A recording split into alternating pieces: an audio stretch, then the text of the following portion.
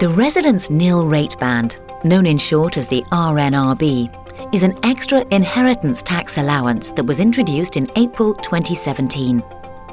Although it appears quite a simple extension to the inheritance tax rules, there are actually some complicated parts to it, and it can be quite difficult to follow. It also presents a need for individuals and couples to closely review their long-term legacy plans.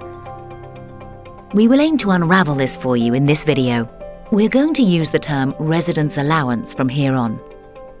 When someone dies, the total value of everything that individual owned must be valued.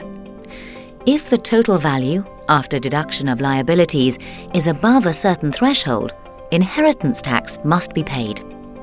The current threshold for inheritance tax is £325,000 for an individual or £650,000 for a couple. The rate of tax on the sum above the threshold is 40%. This can be reduced to 36% if at least 10% of the estate value is left to charity. The example on the screen shows how the calculation works in a simplified case.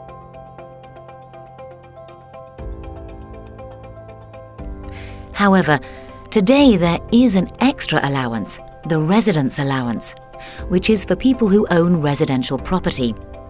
This is an extra amount added to the main allowance, and the value of this extra amount is increasing year on year over the 4 years after it was introduced, as shown.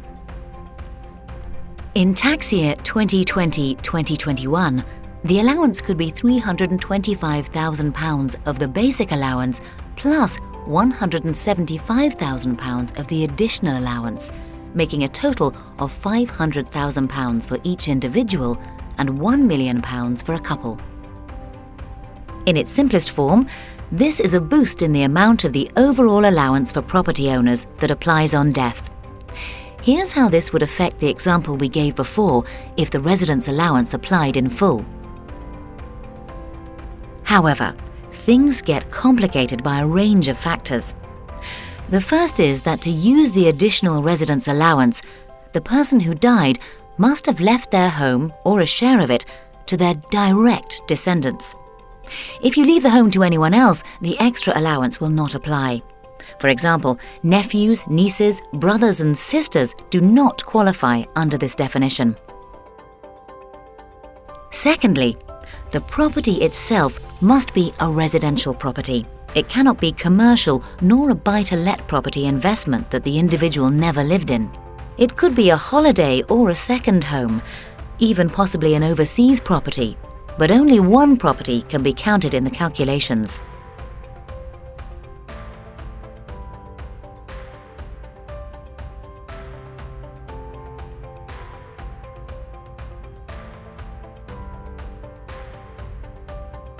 The property value can also be preserved from downsizing after the 8th of July 2015.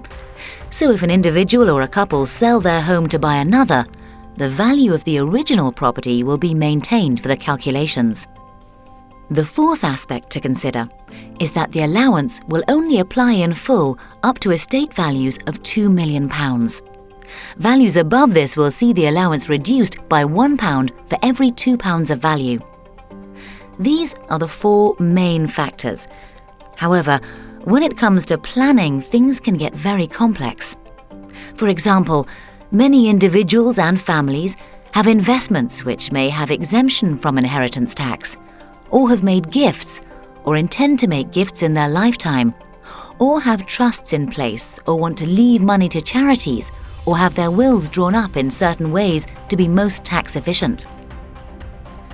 In all these cases, how the existing plans and arrangements interact with the new residence allowance can be complicated, and these various factors can compete against one another in terms of your planning requirements. Therefore, it is best to review all current and future plans, including the legacy plans, to see how the residence allowance impacts upon any other planning. It is also true to say that it is possible to lose the benefit of the new allowance by default if your affairs are not structured accordingly. We are here to help you to ensure your finances are organized to make the most of this extra allowance.